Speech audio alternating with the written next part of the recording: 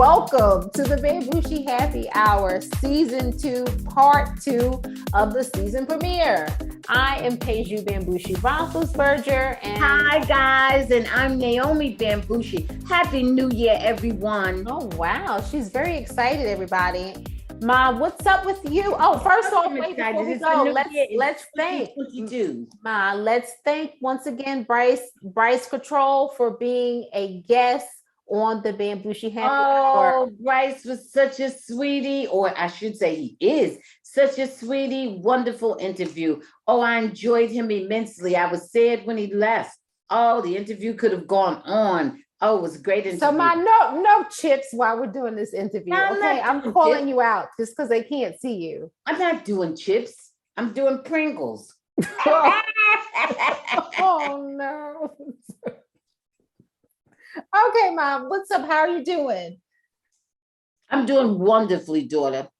Everything is good. Happy to be here. Happy to be healthy. Like I say, happy to see the sun, the stars, the moon. Oh, wow. Everything. I'm feeling very good. How were the holidays?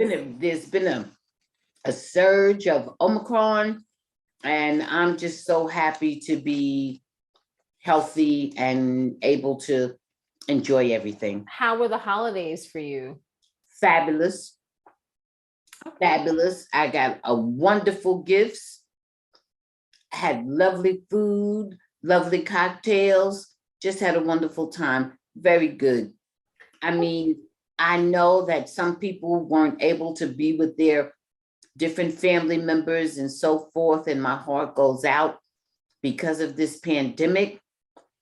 But for me personally, I know that I was just extra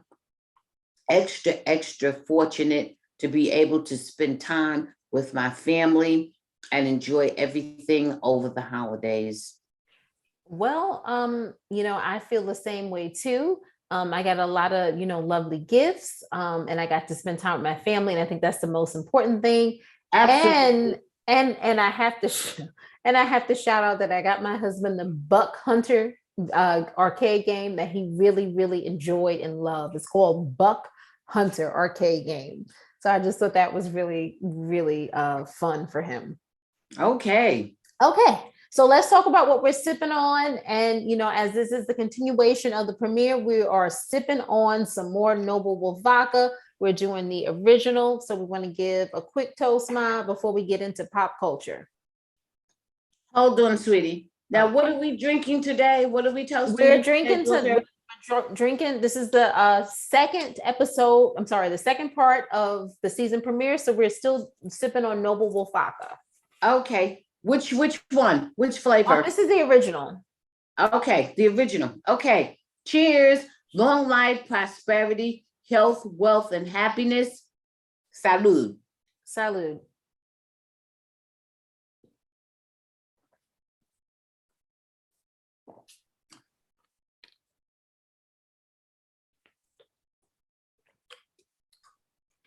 Okay. And so as we mentioned, that goes down much smoother than most vodkas.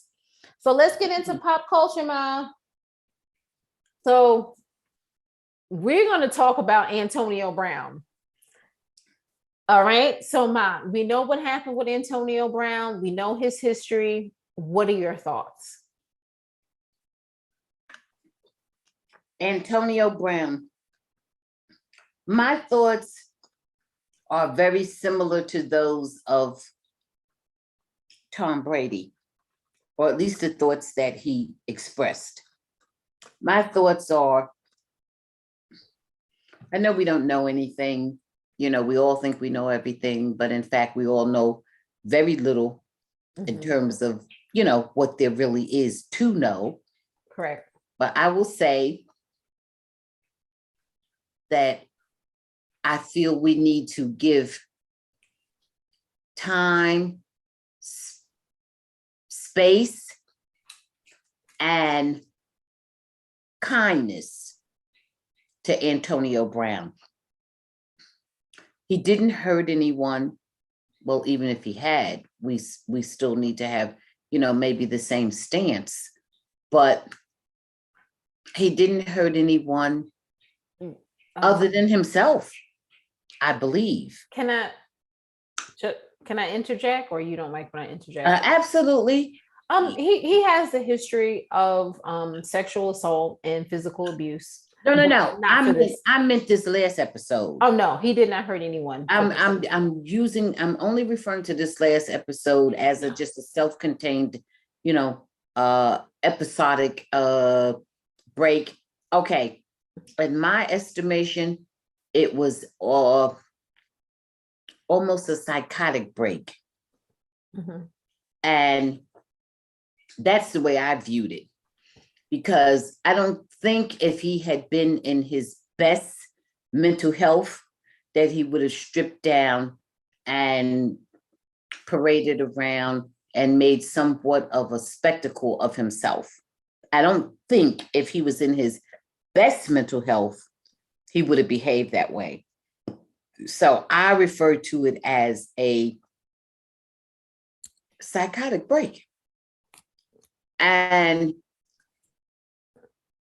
if it was or if it wasn't, we need to give him time, space, and kindness for him to get the help he needs to find out what's going on, why it's going on, and how it can be stopped or managed, whichever.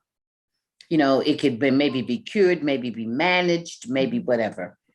I really feel that we need to step back from Antonio Brown for a minute and give him space in terms of Antonio Brown, the human being, as opposed to Antonio Brown, the athlete that we love to see perform and succeed. We want to see him succeed as a human being first. Okay. I don't want to delve all into it because there's a lot, but that's how I feel. That's the base of how I feel toward Antonio Brown. So, okay. So I agree with you. I think that, there is maybe where the NFL kind of didn't do exactly right with helping him regarding, getting him the adequate amount of therapy that he needs. And just seeing that let me interject. I also feel that whatever they did, I don't feel that they totally neglected him. No, I do not feel that, because it's not in their best interest to neglect him because they want him to perform, because they benefit. However, I agree with you, daughter, when you say whatever help they gave him was insufficient to meet his needs. Right. Whatever help they gave him was not commensurate to his needs. So what I want to say, for pretty much is that I think that he needs more help. I think that people need to have compassion for him.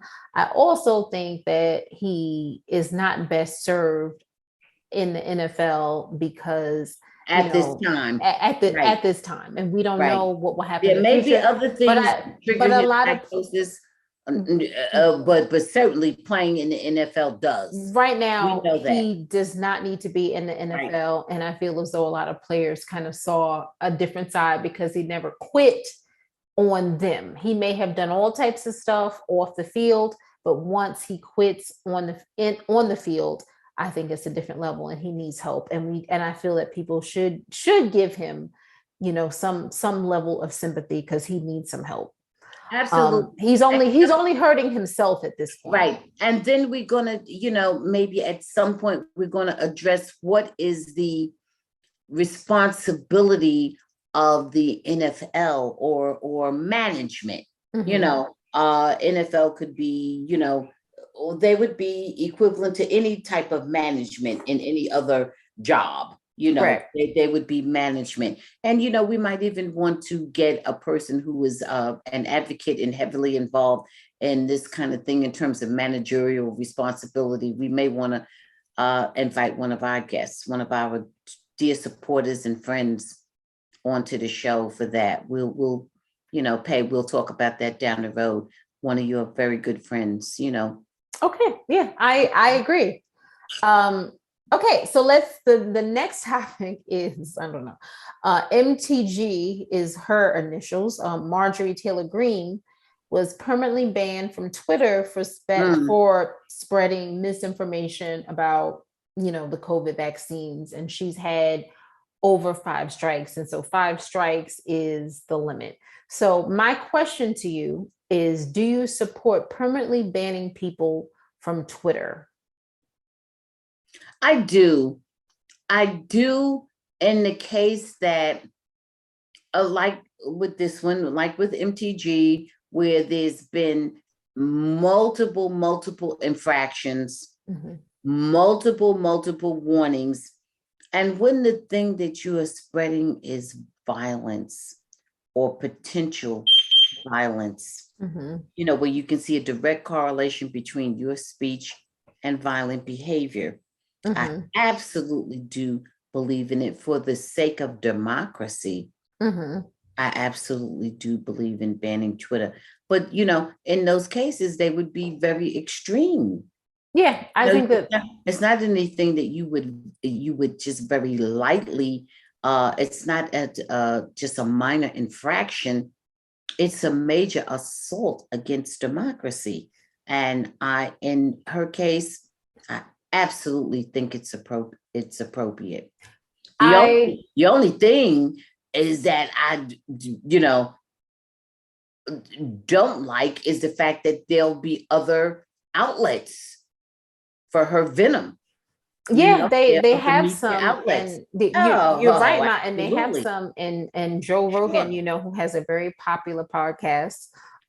He is, saying for people to go to alternate quote unquote Twitter. Absolutely. But Donald Trump himself has I'm not too sure about the legitimacy of that. Well, he may say whatever with Donald Trump. We know how we feel about Donald Trump, but he has been a supporter of the COVID vaccine.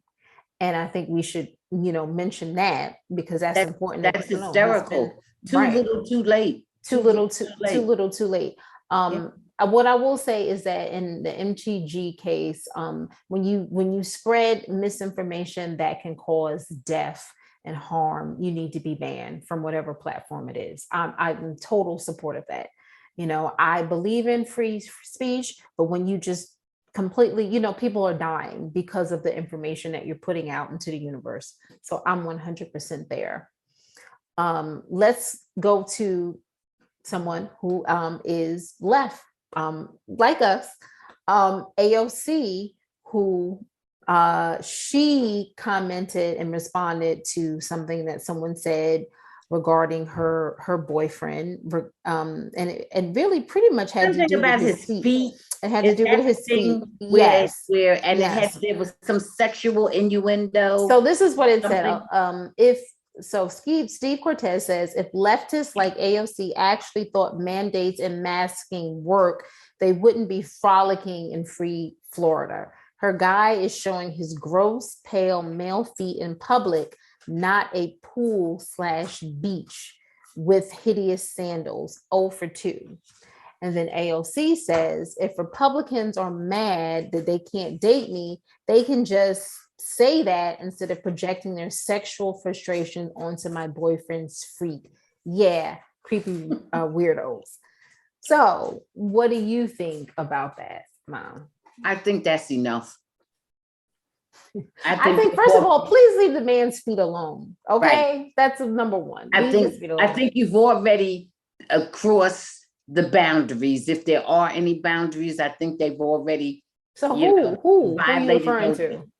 Both the person who referred to her boyfriend's feet and her response.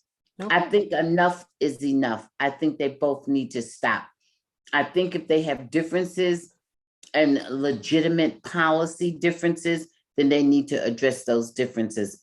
I don't think they need to be so ridiculous as to get into somebody's feet. Because to me, if you're getting into the way somebody's feet look, I don't know how they look. Maybe you have a foot fetish or not, but is that relevant? I mean, the only time I've ever referred to somebody's feet is when I was on the subway one day and I saw this woman with thongs. What do you call the flip? What do you call flip flop flippers? Thongs, yeah. You Yeah, call them thongs, why? no, what do you call them? Flip floppers. Did you put on Yeah, your feet? flip flops. Yeah. Well, she had a pair of flip floppers with socks. And I said to myself, oh boy, that must be very uncomfortable. And in addition to unattractive.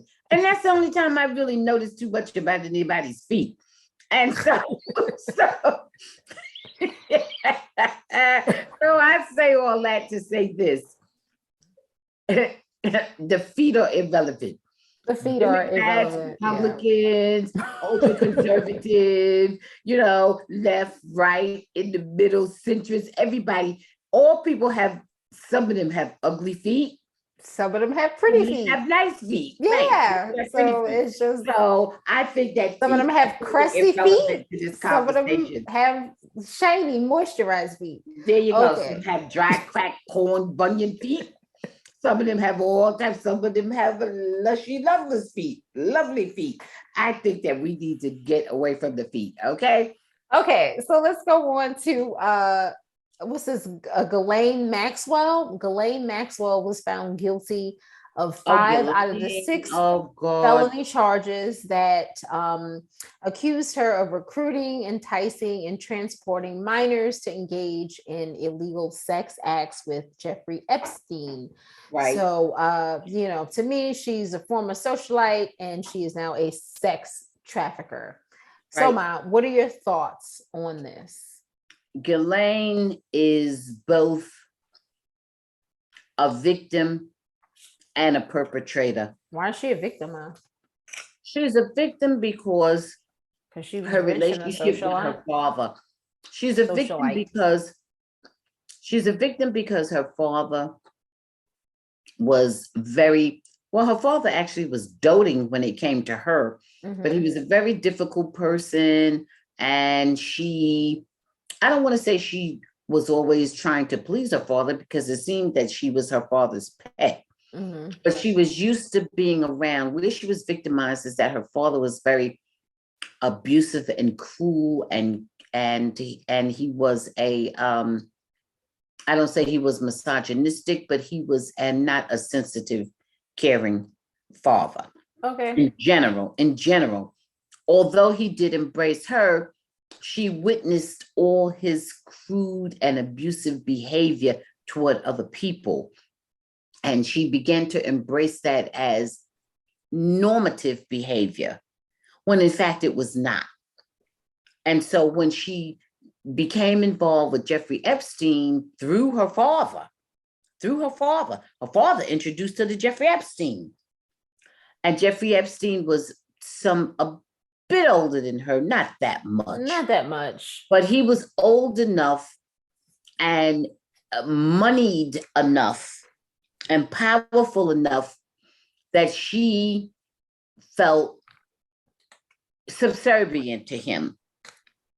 And he became her boyfriend, and she decided that she would do whatever she needed to do to please him, much like her relationship with her dad, where she felt if she did dad's bidding, she would ingratiate herself toward the dad.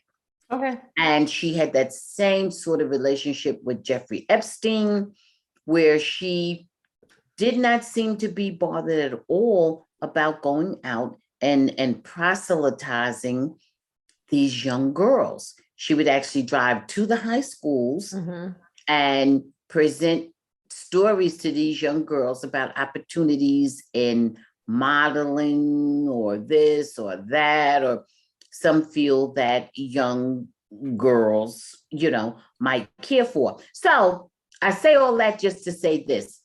She did everything for Jeffrey Epstein in terms of helping him procure young women, and she deserves to be where she is. Deservedly so. She did it with open eyes. She did it in full view of other people, because there were witnesses against her who testified, who accompanied her, So she is very deserving of where she is. So she can serve up to 65 years in prison. We don't know. So be it. She's already 60. She's 60, so be it. Okay. I agree.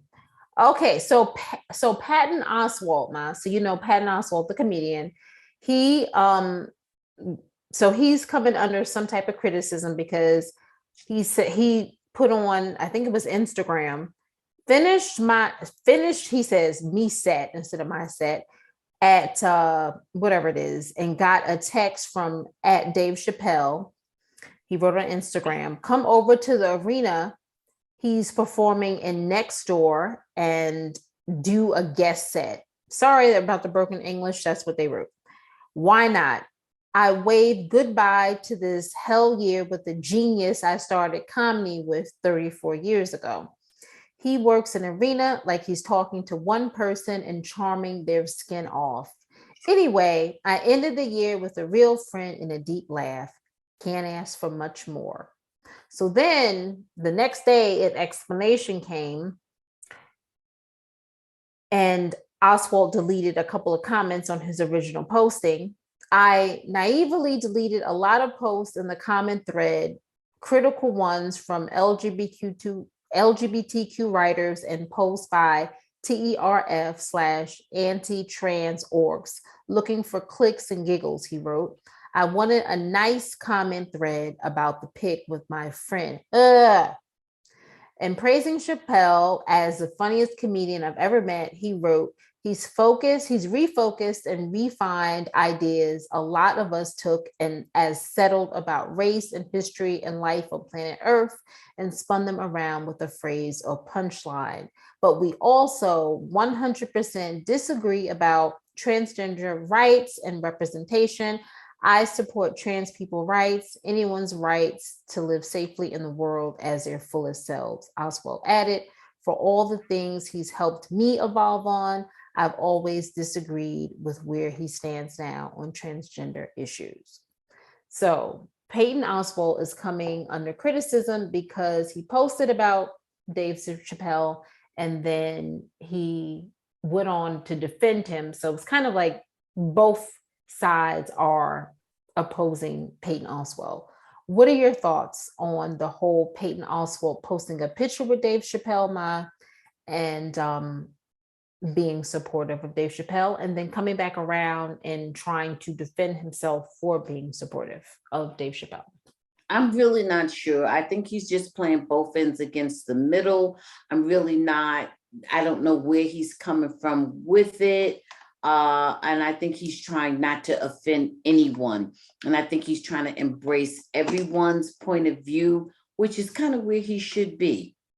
And I think he should not feel any need to defend himself against any of his own beliefs. And I think that's the issue. I don't think it's about what David Chappelle's beliefs are or on and on and on. I think he's trying to walk a thin line and play both ends against the middle to not offend anyone or whatever side they fall on. And in fact, he's right. I understand that a lot of people will say, oh, that's a cop out, or you're being non-committal, or they want to push you to be this or that. It's almost like religion.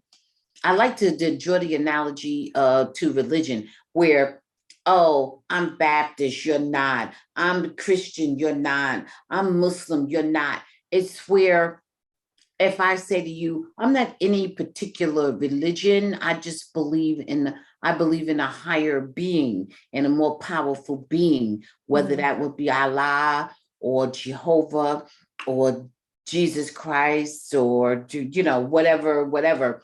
Or Moses or whomever, on and on and on. It's like religion. A lot of religions, which is supposed to bring people together and be about love and respect for each other, a lot of religions are used to separate people. Oh, well, I'm this and not that. So you're that, but I'm not that. You follow me? No. It's the same kind of thing. Why isn't it okay if I say I'm not really any specific thing? I believe in a higher being of whatever name, of whatever. You follow me? I respect all religions. You are you with me? I respect everybody's right Yes, to right to worship and whatever is your religion. I respect that. You got me? Well, it's similar. Well, the analogy to that would be, I'm not exactly sure how you're interpreting the whole thing about transgender, or which side you're falling down on, because there are multiple sides. Even among transgender, there's some transgender who will be offended, other transgender who will not be offended. You follow me? So yeah. I would like to say that I think this whole Oswald thing, is a person who is trying not to offend anyone and trying to embrace everyone while being supportive of the transgender community. And that's what I think. Well, okay. So what I think is that everyone has the right to express themselves, to disagree, Totally. Purposefully not harm others, to learn and grow. And, be careful, I think, in general, for people not to take such a hard stance on people's opinions. Absolutely. Why is everything black and white? Right. When we know there's gradations, okay? And I think that's and I'm everything. And I'm very confused about that, because to me, that's all about being liberal, and all about being LGBTQ plus is about understanding that everything is not black or white. And that's where I am, where I feel as though everything is not black or white, and accept people for who they are and what they say they are. So, I don't concept of being trans is about people not falling into prescribed categories. Right. Yeah. And like I said, and that's always what I thought. And that's what, I'm not trans. Whatever, trans, the majority of trans people say, but this is what I always thought what trans is not subscribing to a particular gender. Anyone from the trans community who may be listening, please comment. Yeah. Please comment your feelings, please educate us. Not trans, anyone who'd like to comment, we encourage you, please comment. Mm-hmm. And we don't want anyone to feel as though they don't have a place where they can be comfortable being themselves. So let's move on to Novak Djokovic, Ma. So Novak Djokovic will be participating in the Australian Open after getting a medical exemption. What do you think about that? So what's the medical exemption for? He doesn't have COVID. He doesn't have he's not vaccinated. I happened to, skim over that little headline a couple of days ago. He's out. So what's the point? He's out. He's not out. He's not out, Ma. He's out because he got, you mean exemption? Yeah. I'm sorry. He is going to be playing because he got exempted from getting vaccinated. He didn't have to have the vaccine. Correct. Whoever wants to play with him. Well, everybody wants to play with him, Ma, because he's the best player right now. Okay, so I'm not feeling it. I don't like it. That's all I have to say. Everybody knows that Novak Djokovic is a very nasty person. That's why I was so glad when Medvedev beat him. But he changed. And I don't like it. He used to be so friendly and sweet and funny when he first came out. When he was younger, he was so funny. He used to do all the imitations and everything. No, I'm sorry, sweetie. I was really only listening with one ear, and I had just really skimmed over the headline. Mm-hmm. But I did know that it did have something to do with his vaccination status. Mm-hmm. And to me, he's on the wrong side of the whole issue. To me, he's not on the healthy side. He's not on the considerate side. He's not on the being a team player side. I have lots of issues with him. Okay? I have lots of issues with him. And I don't know that I would be happy playing against him. I don't know. I'm in agreement with you. Unfortunately, he's either number one or number two right now. Mm-hmm. So finally, your favorite, we're getting into Tristan Thompson, who we know cheated on Khloe Kardashian. You're And back with these Kardashians yes, again. I'm back with these Kardashians. Why The are you reason, trying to force Kardashians on me? because he posted on Instagram a apology saying that he was sorry for the man that he was and that he cheated and that he found out that he is the father of a child that he was trying to deny and also trying to give the woman money to go away. And so here's my thing. My question to you is, Mom, is it worse to publicly apologize when you've already embarrassed a person, or should you just keep it between you and that person? If you want to apologize, keep it between you and them and not post it on social If everything media. has already been done in They're public, not together anymore. listen, if everything has already been conducted in public, the apology should be in public. I can draw you some more analogies, but you always want me to cut it short and don't go too deep. So I won't go too deep. I'll simply say to you, baby, if the embarrassment was in public, then the apology needs to be in public. Are you not more embarrassed if they keep on? Nope. Nope. If you embarrass me and drug me in public, I don't want you to whisper the apology. Okay. I want the apology to be big and bold. Well, you understand? I agree. Well, here's my thing. Can I just say, Ma, if I choose to stay with that person and they apologize in public, I'm okay with it. But if I chose not to stay with that person, I don't want it in public because I don't want to deal with them anymore. Well, that's how you feel. You ask me how I feel. Okay. And how I feel is that if you embarrass me in public, I want you to apologize in public.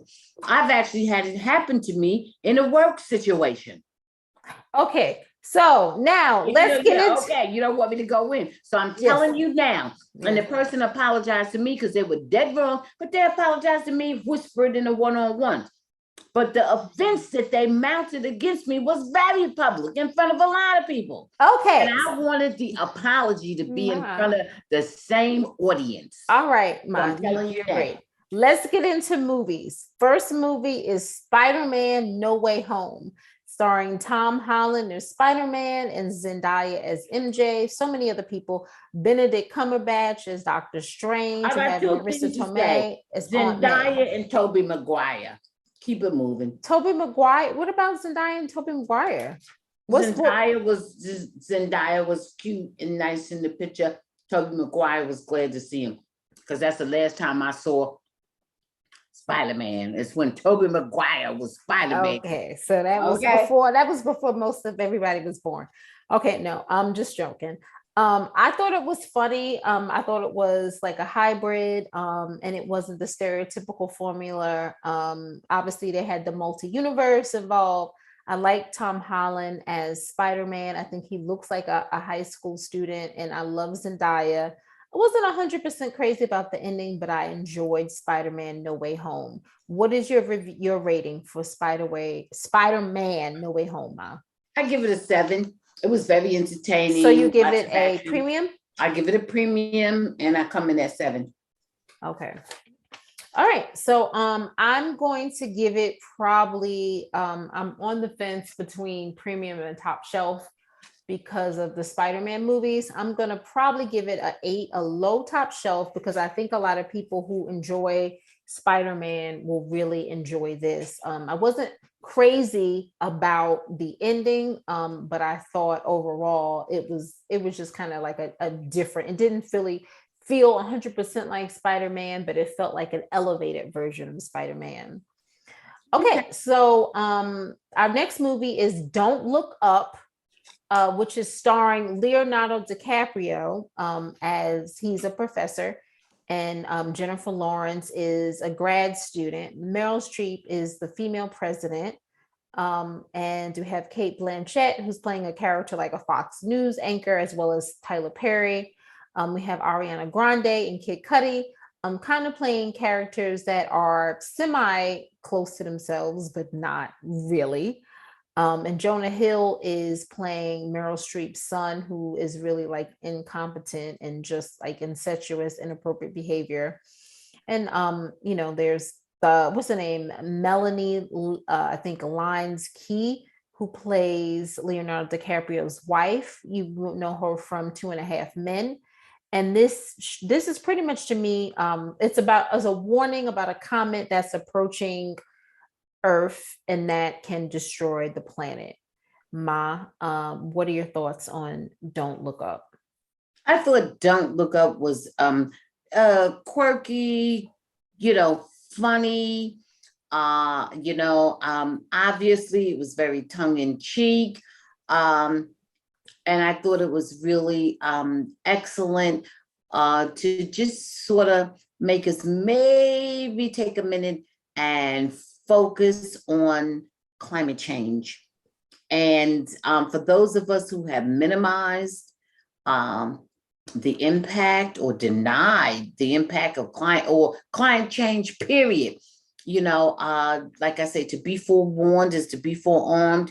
We've known about it. And, whereas we aren't expecting a big comet to come and destroy the earth, we are gradually making our planet a safer and less predictable place to live.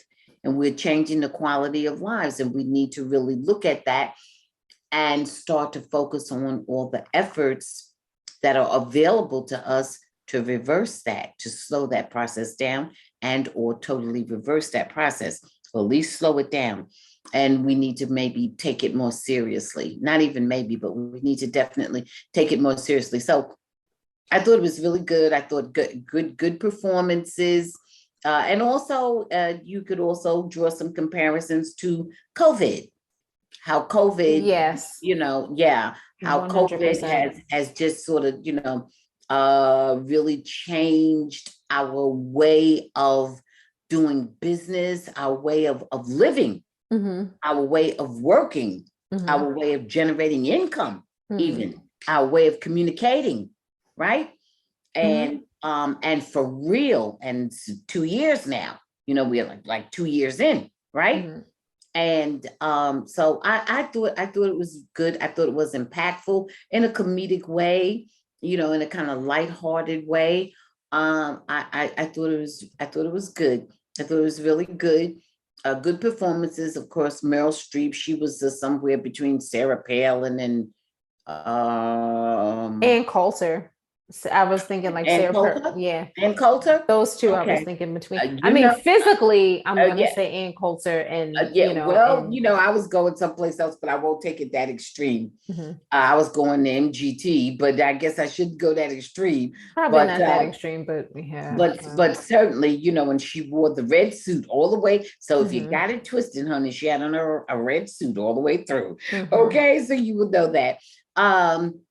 And Jennifer Lawrence, of course, she was, a grad student. And she was the whistleblower. I want you to understand that, And so she was good. So there was some good. And then Leo, he was just nerdish, easily manipulated, but very knowledgeable, nerdy. Also whistleblower, but venal. Easy to manipulate, easy to slip into any category that anybody wanted them into. So I'm going to give it. I gave it a low top. I didn't even say anything about it, Ma, yet. Oh, I'm sorry, sweetie. Oh, go ahead. Oh, I'm sorry. I was just gonna say, add on to what you're saying. Like Leo to me reminded me of I don't mean to say this. I don't know how Dr. Fauci looked when he was younger, but a more attractive, younger, Dr. Fauci. He got more venal than Dr. Fauci. I mean, he had the woman. Well, we don't know. We don't know what Dr. I guess we do. I mean, Dr. Point, we don't really know. Okay. So Dr. Fauci is like almost 40 years older, or somewhere around there, almost 35, 40 years older. So we just don't know.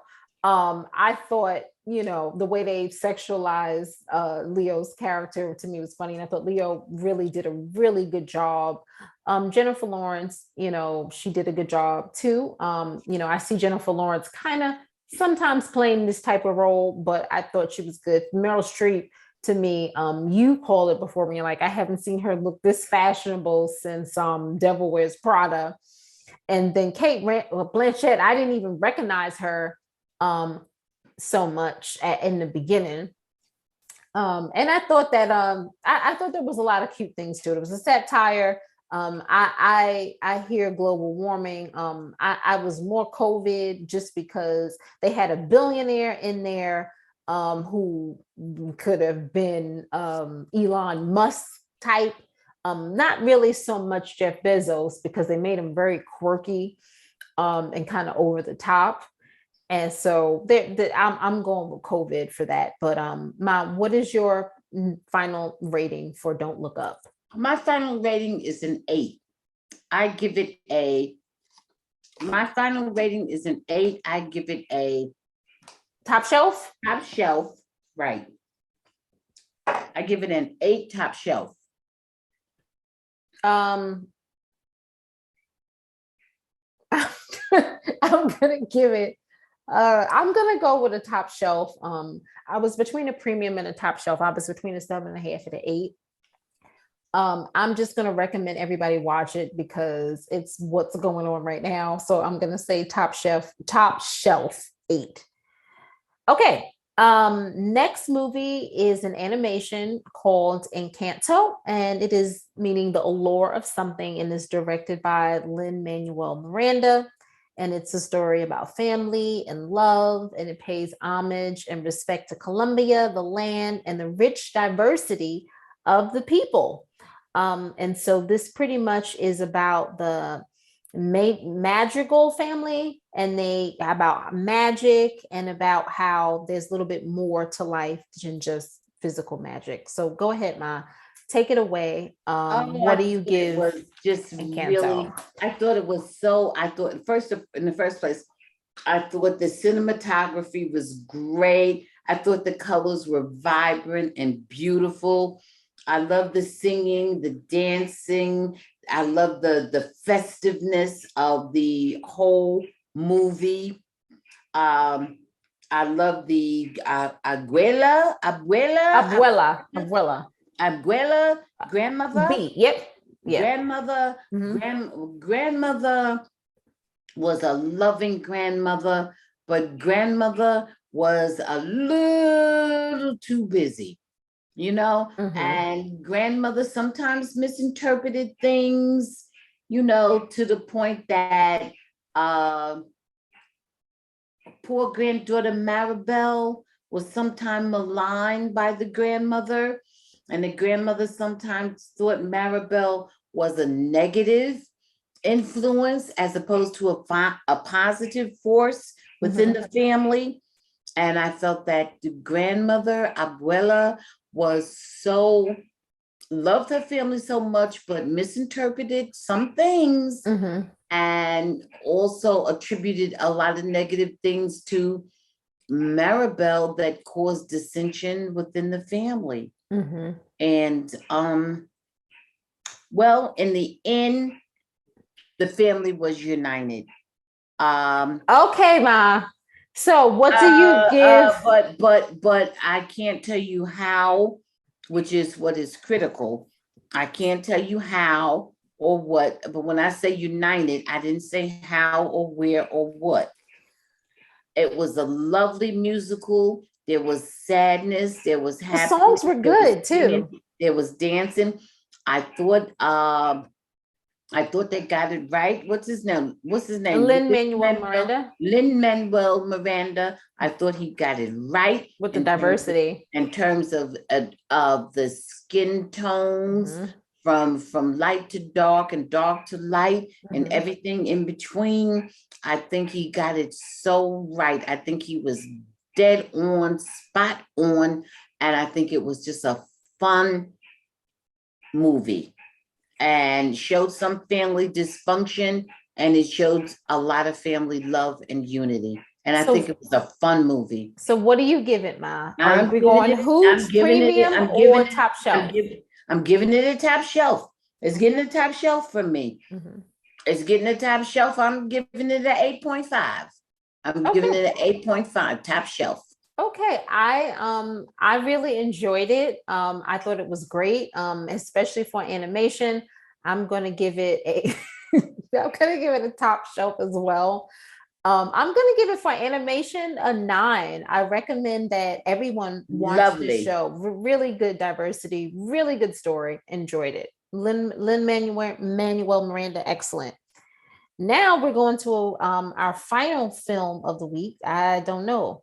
The Lost Daughter, which was directed by Maggie Gyllenhaal and stars Olivia Colman, Dakota Johnson, and Ed Harris. And so Olivia Colman, if everybody knows, she is the latest queen in the crown, the middle-aged queen, I should say, because there's going to be one coming in next.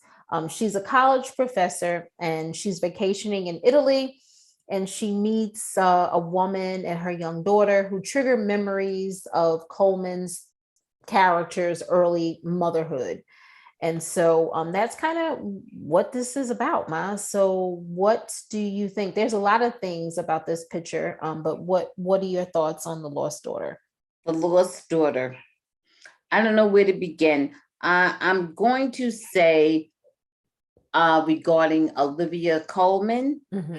I've seen her in The Queen, and of course I've seen her in The Lost Daughter. The Landscapers. I've seen her in The Landscapers. Correct. I think she's at her best when she plays a naive, confused, almost monumentally confused person.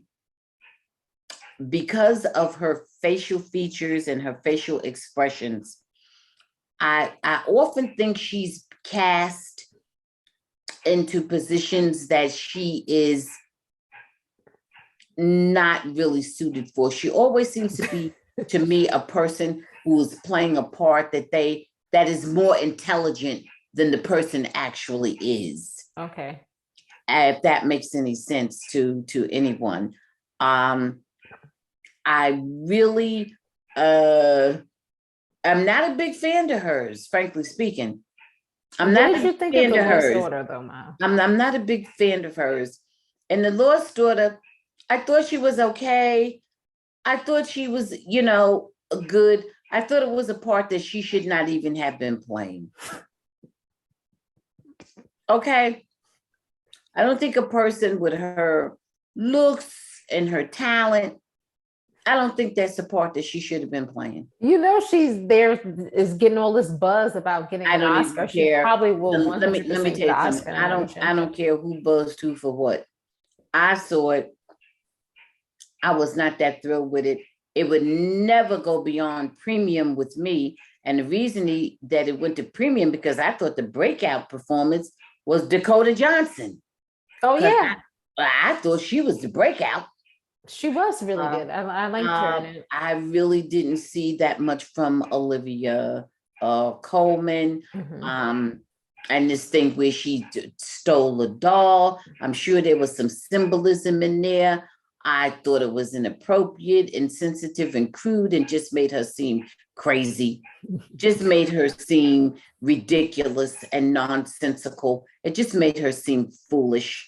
Why'd you steal the doll? What did that represent in your life? What did that take the place of? What did that make you other than a thief or a klepto?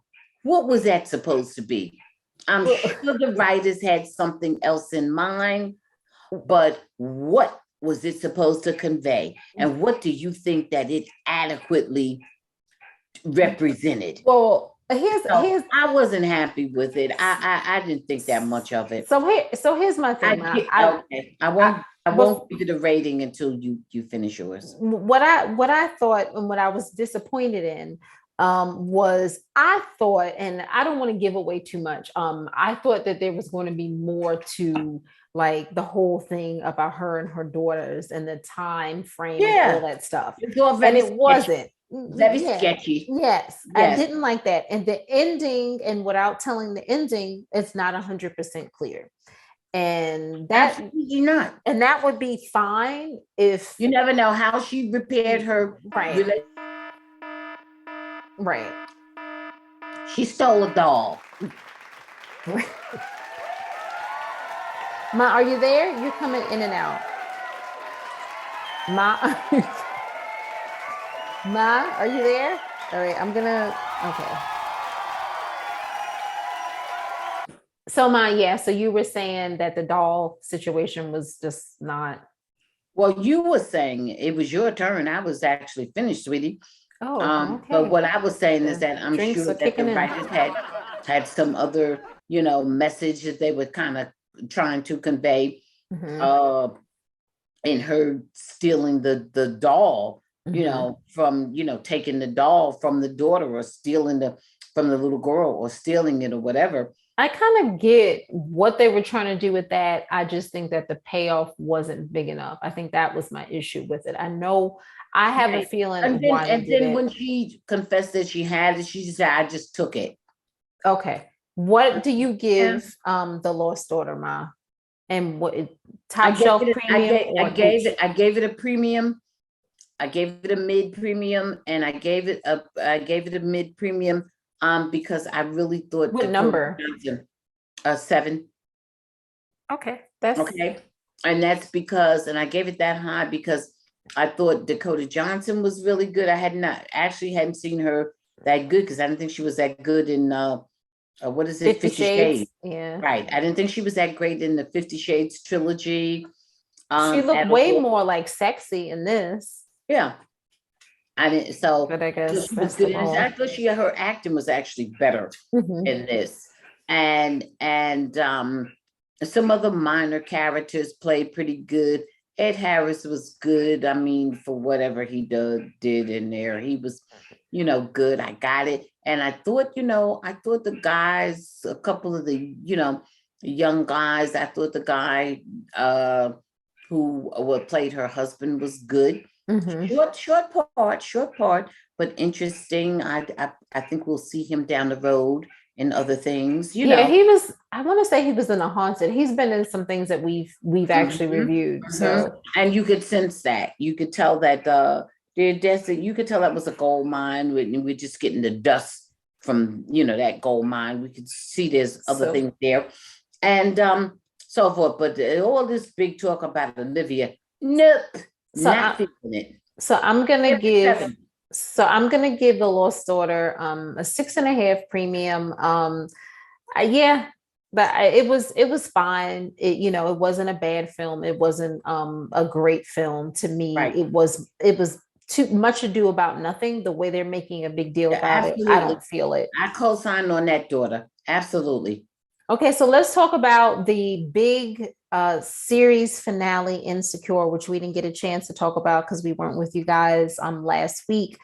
So it was all about birthdays and happy endings with Insecure. And I will say, before mine starts, I will say I was pleasantly, I want to say surprised. I felt satisfied with the series finale. I felt good that they ended with a happy ending. I felt the characters deserved that because they had been through so much. There was a lot of little technical difficulties in between this season, that didn't really make sense. Like, I wish we would have saw more of the Tiffany pregnancy thing as far as her relationship with the guy.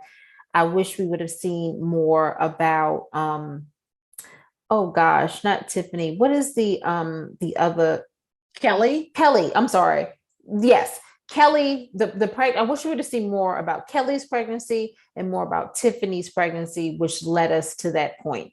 Because Tiffany, in particular, we see that she was having difficulties fitting in Colorado, and then the next thing we see, she's pregnant.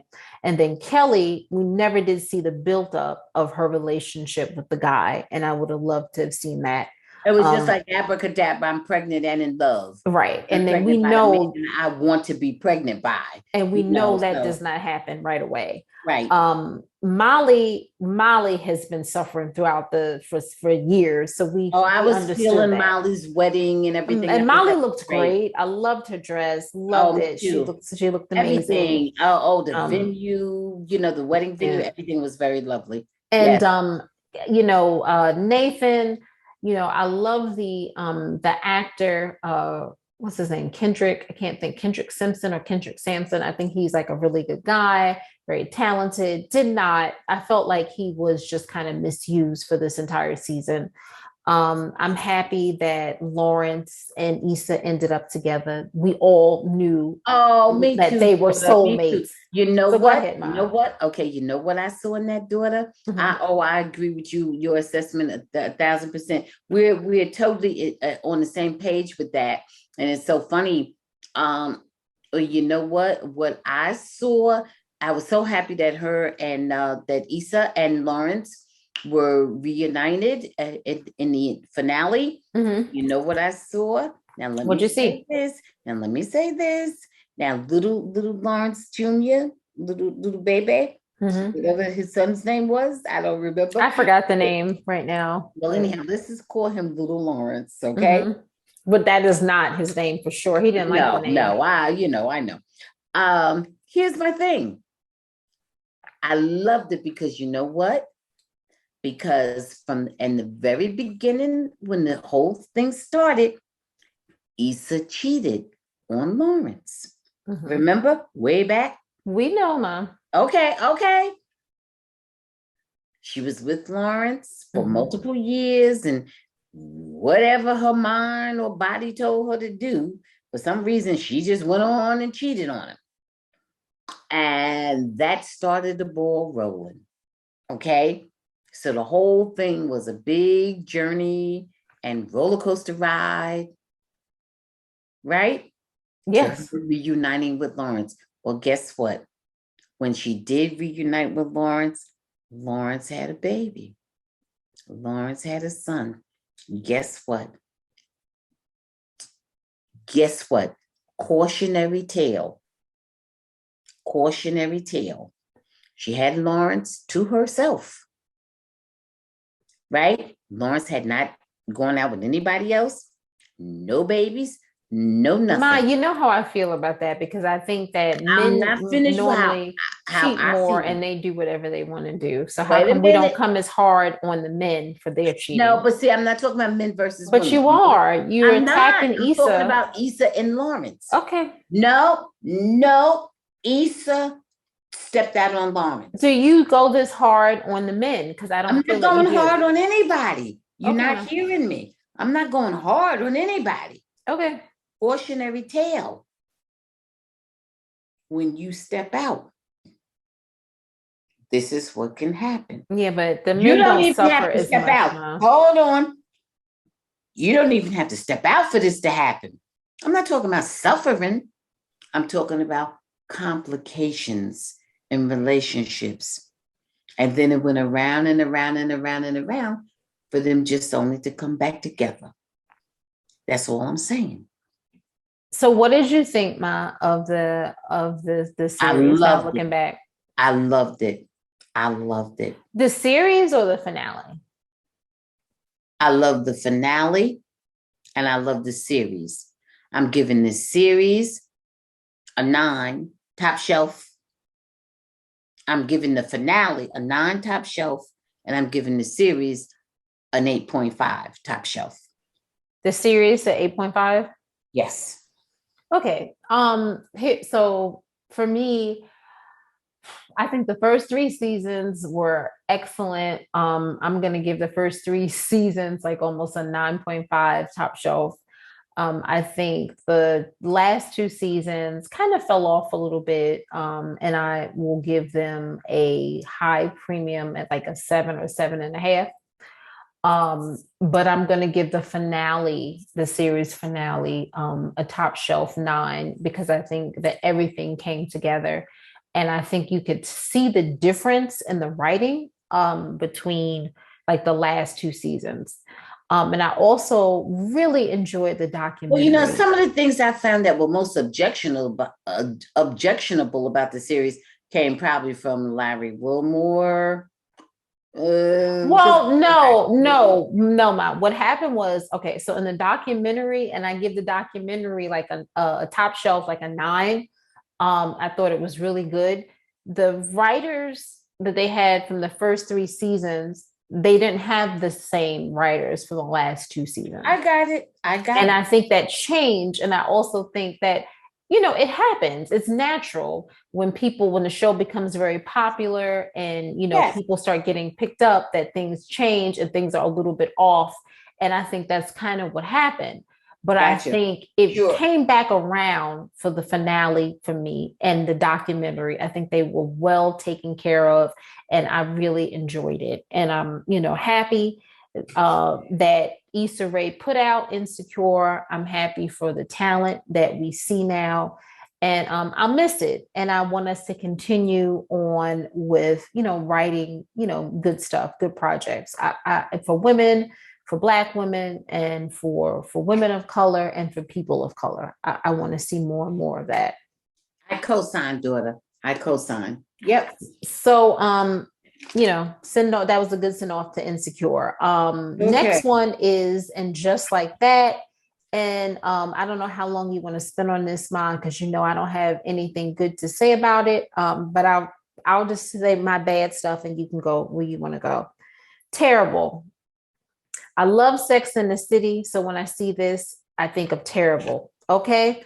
Charlotte and the dinner party, that was ridiculous. Charlotte wouldn't know more than, other, Black people about Black art. That's not her character. That's way off character.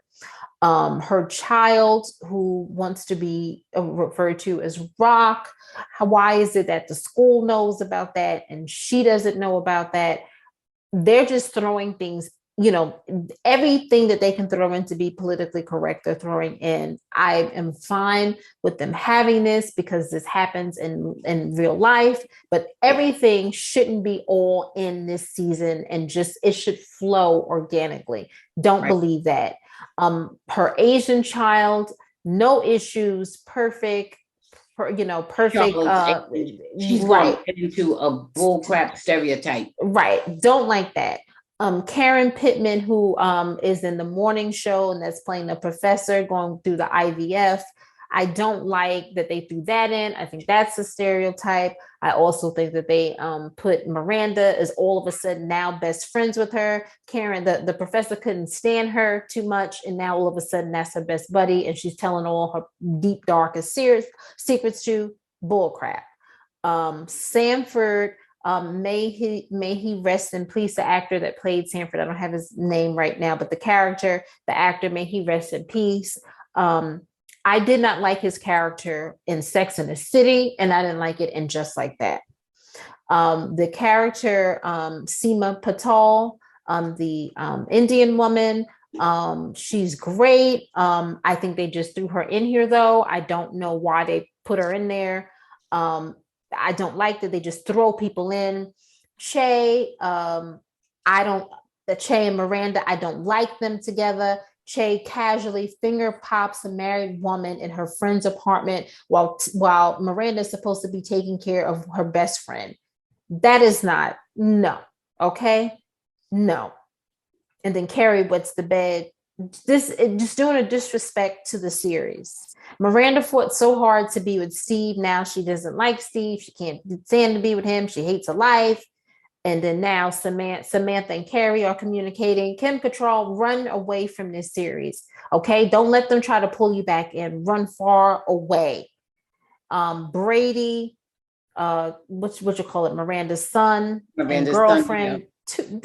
Get out of here. Get out. Okay. Too many inconsistencies and too unbelievable. Okay. Right. And his girlfriend is just in there ordering lube and coming with her, stuff that she sleeps in. What mother would let that in their house? These people are in high school. These people are not even in college. Get out of here. All right, Ma, go ahead. I'm sorry. Okay, I'm in total agreement with you regarding this program. Samantha is missing, so I think they just threw people in to try to fill in as a fourth for Samantha. First it was the one male gay friend, and then now, since his demise, they put in his husband and they have him as And he's fine to me. I don't mind him, because he's kind of funny. He's more funny and entertaining than his husband was. Yeah, unfortunately. Okay. So yes, well, that's the truth of it. Mm-hmm. Miranda, she just, just boom, with Shay, just not much getting to know you or anything. It was just like, I need a physical release. So yeah, you're here. I'm like you did love Steve so much, or you claim that you did, or you needed him or wanted him or whatever. And now you just have no qualms or compunctions about, disrespecting that whole relationship, Yeah. So, transitions too fast, not developed. I felt that it should have been more. I don't know how many episodes they have going, but I'm like you. It's like they're just in such a hurry to throw in so many characters rather than to have a more natural kind of transition into these different characters. And it probably wouldn't be into all of these different characters in the first place. But some of these relationships may have transitioned over time, but never in the way which they are being depicted in this series. So it is a problem with all those things. I thought it was too graphic and too vulgar and disgusting or whatever, with Carrie not being able to get to the bathroom, and Samantha was just so hypnotized. You mean Miranda? I'm sorry, Miranda was so hypnotized with her sexual dalliance with Shay that she just didn't even know that Carrie was in there calling her for help, and the door was wide open, no privacy, no nothing. She just was gone, like she isn't a woman who's used to getting plenty trim. She maybe didn't have none lately, but she's had plenty. Yeah. And so it was just ridiculous. Certain aspects of it was very incredible, so it is true. It is true what you say. Like, how can you buy into it when it's just, a lot of it is just like not credible at all. Okay. So I'm feeling you. I wanted to kind of a big disappointment, Samantha. I'm like Peju. Samantha, you called it. You made a good choice to go on and develop other projects in your career. Good call. So since this is a two-parter, let's get into our recommendations. I wanted to talk about Cobra Kai because I highly recommend Cobra Kai. It's just so much fun. It's binge worthy, so entertaining, and it's so cute. It really is. Absolutely is. So many life lessons in all kinds of little subtle ways. Really, really good. Really, really cute. I don't know what you want to say, but I'm just going to say what I think that they've done really well is incorporating obviously the old characters and intertwining them with the new characters, and also I must say one criticism is that I just used to love Thomas Ian Griffith, okay, because I knew him from back when he played in the soap opera. So I knew him before he even came on here. And I just want to say, what's wrong, y'all? Fix him up. This man is only 59 years old. And whereas that's not a spring chicken, I mean, he ain't just damn decrepit. Come on, y'all, fix him up, lighten up his hair, give him some eyebrows. Don't have him looking so mummified. I don't like that. All right, that's all I want to say. I'm sorry, I don't mean this. Oh gosh, I started. Okay. Yeah, I feel you. I think I thought he was a very attractive man back in the day. But what I will say is that most of them have aged really well. And I will also say that I like that they're changing things around. I'm not going to give too much away because I want everyone to binge this show, but they change things around. What you think is going to happen doesn't always happen. So please watch Cobra Kai. It's a fun ride. Yeah. And somewhere along the line, you're just going to really enjoy it. And you may enjoy it. You may enjoy it from giddy up to whoa, or you may enjoy it somewhere in between, but you will enjoy it because it just covers everything. And it's 4 seasons out. And I think, the first season gave us the groundwork. I think the second season was pretty good. The third season to me kind of went off kilter. It was still good, but it was like, and then now it came back stronger than ever. And it's almost as good as the first season. So that's my opinion. I don't know what you think, Mom. My opinion is, well, enjoy it, guys. It is very good. Everything. The Witcher, I don't know how far mine got in with The Witcher, but I finished The Witcher. I haven't gotten that far in The Witcher, but I can tell you this, it's very engaging. Yeah. I love The Witcher himself. Henry Cavill. Yeah. Oh, yeah. I highly recommend The Witcher. It's a lot of fun. Cobra Kai, my top, but then Witcher is a close second. Also, we started watching Stay Close, which stars Cush Jumbo, and she's from The Good Wife and The Good Fight. And we have James Nesbitt, Richard Armitage, Sarah Parrish, Daniel Francis, and Bethany Atonia. And it's surrounding a sort of soccer mom / bride-to-be with a past and a homicide detective and a paparazzi photojournalist. And there's a lot of twists and turns. It's fun. It's interesting. Stay Close is a wonderful murder mystery with Cush Jumbo playing in a part that you are not accustomed to seeing her play. In the first place, she has hair on this one, and in all the other parts you've ever seen her play, she either had very little hair or no hair. Right. But I'm not sure I'm feeling the hair that she's wearing in this part, but you will embrace her character. Her character is very good. The husband, the daughter, the family members are very good. And there are twists and turns all over the place with this one. It's about a housewife who, funny, I think I can share this with you.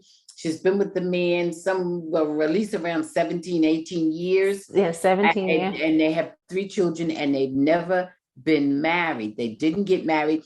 And the story starts with them planning, they're engaged and they finally decide to get married. But baby, this is a murder mystery that takes you up and down and all around. And that was not a spoiler. That was definitely not a spoiler. So watch it. Okay. No, I'm being serious. So okay. Absolutely, it was not. And then finally, I don't necessarily say this is a recommendation. We'll get back to it in a week or two. Boba Fett. I'm not really feeling it. I know maybe some people are, like the quote unquote the original Mandalorian. I don't know how I feel. I know I didn't feel it yet. We don't know what will happen in another couple episodes. I'd like to Boba Fett in the next week or two. Yeah, let's see what happens there. Okay, Ma. So let's get into 3 things that made you smile. You know what they are? I don't know. That's what you to say. The sun, the stars, and the moon. Okay. Okay. So that means the sun, the stars, and the moon, right? So for me, it was Peyton and Eli's Monday Night Football show. They had this week Snoop, Roger Goodell, Aaron Rodgers, and Bill Cowher. And I thought it was funny when Peyton and Eli asked Roger Goodell to please name a song that Snoop Dogg is famous for, because, Snoop Dogg was performing at the Super Bowl. And of course, Roger Goodell danced around, tap dance, and he's like, oh, well, I can't really say anything because, the airways, because he'll be fine or whatever mess he said. So I don't know. I thought that was funny that he should be able to name a song. And then Eli was really cute, and Eli said something about gin and juice, talking about Snoop. And then Peyton goes, no, Marshawn wasn't drinking gin and juice. He was drinking Hennessy. And I just, because Marshawn said all type of things on air. And so now they have a delay. Anyway, so Number 2 is the Washington football team will be officially changing its name and identity next month. So I'm happy about that. Yay. I have a couple more. Number 3 is Big Ben's tribute in Pittsburgh. It was the Big Ben Roethlisberger, not Berger, although probably a relative of my husband's family. Anyway, it was their final home game, and they gave Big Ben his flowers. So people showed him respect. They came out, they gave a tribute to him. I loved it. Loved to see it. 2 more. Naisha Harrington is on The Next Level Top Chef. I think she's a great chef. I'm glad that she is being showcased and having this opportunity for her. All right. And then also that I thought was really cute, LeBron James did an interview with his wife, Savannah, and they were talking about Bronny. And they asked them, what do they hope for Bronny in the future? And Savannah said what a typical mom would say, happiness, blah, blah, blah, blah, blah. I want my son to be happy. You know, that type of thing, whatever he wants to do. LeBron said, I want my son to play with me. I want him to play. And he's just like, I want him to be in the NBA. He didn't even put covers on it. He just came out with it. And Bronny is almost there. Bronny is a junior. So it's coming, and LeBron is still up there. So we'll see. LeBron is trying to hang on. He's trying to hang on for that. Oh, that's so funny. That's so sweet and so cute. And you know what? It just seems so honest. It just seems so real and pure. Yeah, I love that. So I love it too. So that's all the time that we have for today, Ma. Is there anything you want to say before we go? Because I want to. Happy New Year's, guys, and may all your New Year's resolutions please come true. That is so true. And check us out on check out our shop, the Bamgboshe Happy Hour shop on Etsy. Also, my board game, WFH, the work from home board game, is on sale at Game Crafter. You can also click on the link under the Bamgboshe Happy Hour or under All Things Peju to go and into also Bright Magic. Ma, you don't have to go into Bright Magic. Bright Magic, the dystopian novel. We'll go into that, Ma. We'll go into that later. Okay. Also, dystopian novel and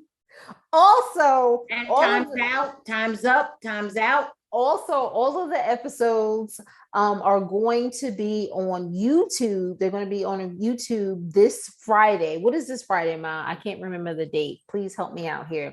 The date for this Friday is the January 7th. All of the episodes from the past season and up till now are going to be on there. And we also have a special live episode with Bryce Cottrell, which was part 1 of the season premiere of season 2. That's going to be available on YouTube January 7th at 6 p.m.